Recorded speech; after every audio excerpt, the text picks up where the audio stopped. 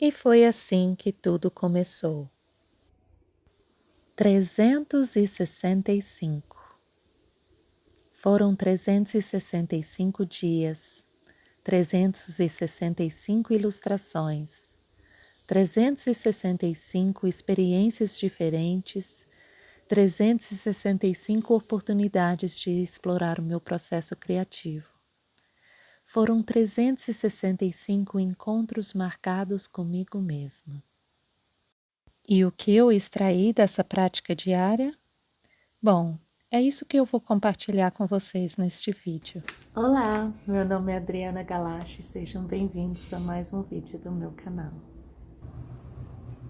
E enquanto eu coloco minhas ideias em ordem, que tal uma xícara de chá?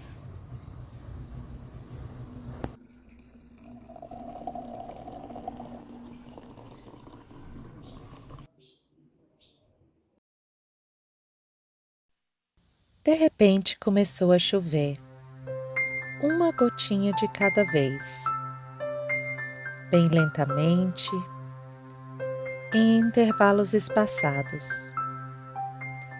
Mas não eram pingos comuns, não eram de chuva molhada, não formavam poças no chão e nem molhavam a calçada.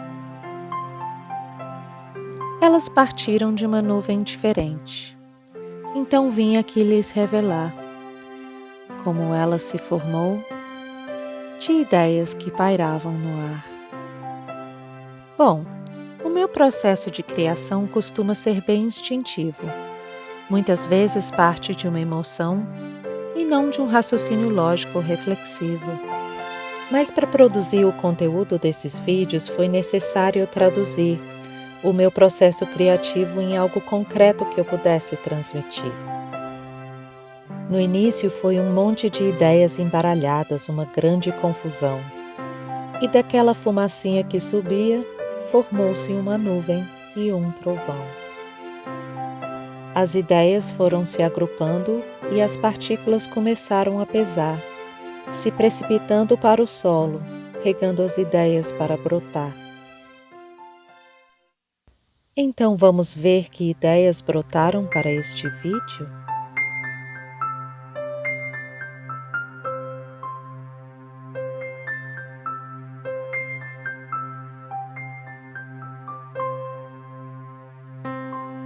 No último vídeo falamos da influência da infância e o papel da imaginação para auxiliar no processo criativo e inspirar a criação.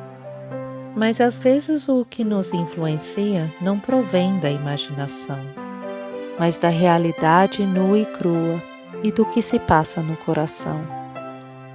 E num desabafo em forma de silêncio, diante de uma tela em branco e vazia, o desabafo derrama suas cores e o coração se alivia.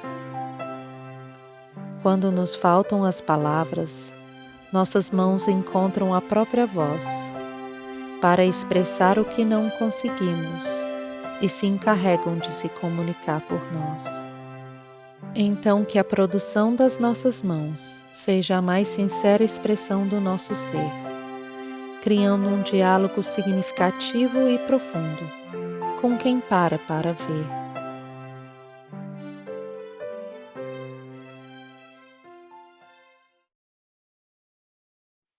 Bom, vocês podem estar pensando, tudo isso me parece muito bonito, mas como assim?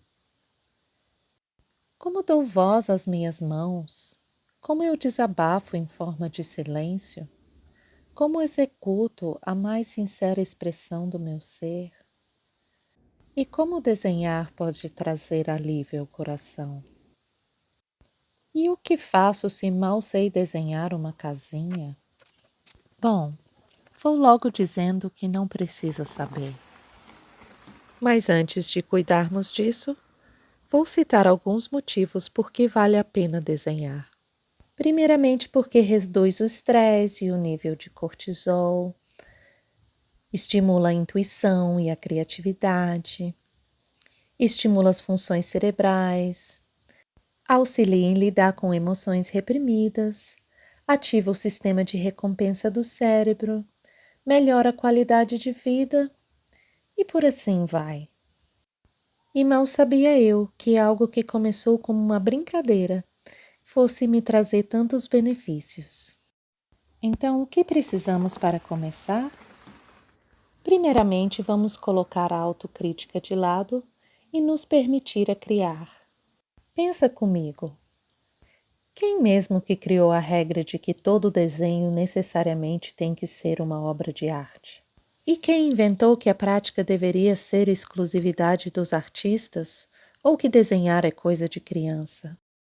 Quando eu li o livro do Pequeno Príncipe, teve um trecho que me fez refletir e que ilustra bem onde eu quero chegar. O autor da história começa contando uma experiência que o personagem teve quando era criança.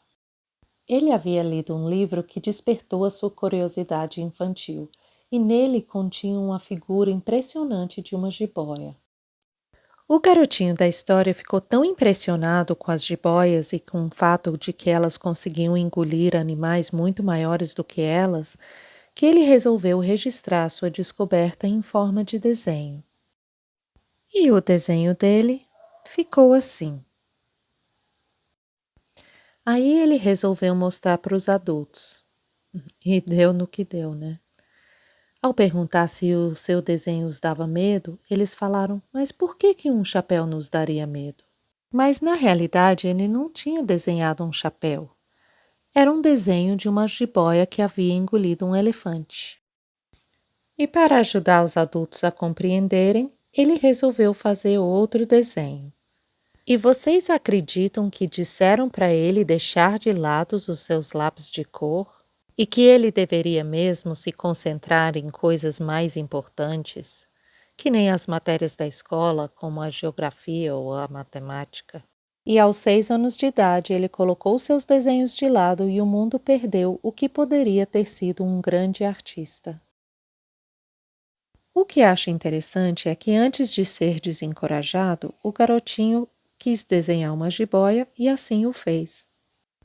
Eu acho isso curioso nas crianças. Elas não ficam questionando o processo. O garotinho simplesmente pegou os seus lápis de cor e desenhou. Você não vê ele dizendo: "Ah, eu não sei desenhar uma jiboia. Eu nunca desenhei uma jiboia antes." E já pensou se deixássemos todas essas palavras de desencorajamento de lado? O que poderíamos descobrir? Então, vamos explorar a nossa voz criativa? No próximo vídeo vou estar passando alguns exercícios simples que podem promover o relaxamento e auxiliar no processo de autoexpressão. Quando iniciei esse desenho, eu deixei ela sem boca para representar o fato de que nós podemos nos comunicar através de imagens e não somente através das palavras. E para isso eu resolvi trazer uma emoção para dentro do desenho. Recentemente eu vi uma pessoa que eu não via há muito tempo. E quando eu perguntei como ela estava, é como se eu visse o céu se fechar sobre os seus olhos. Foi um olhar carregado de sentimento, e por isso eu incluí as nuvens nos olhos. Mas além de trabalhar a expressão do sentimento, também vamos trabalhar com algumas técnicas com as canetinhas, para trazer cor aos nossos desenhos. Afinal, nem todo dia é de chuva. Quando as nuvens escuras passam, o caminho se abre para o sol. Se gostou deste vídeo, lembre-se de deixar seu like, se inscreve no canal e ative o sininho.